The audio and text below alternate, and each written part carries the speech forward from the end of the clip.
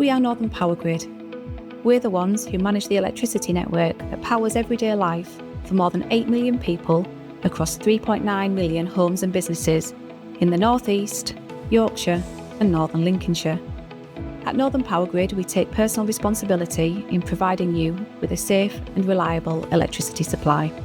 When we're first made aware of a power cut, we often need to get access to the electricity substation and check the electrical fuses to identify what caused the power cut.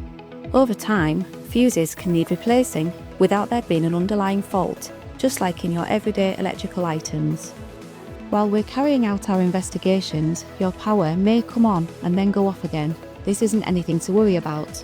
If we find everything else is okay and a new fuse will fix the problem, we will replace the fuse and your power will come back on.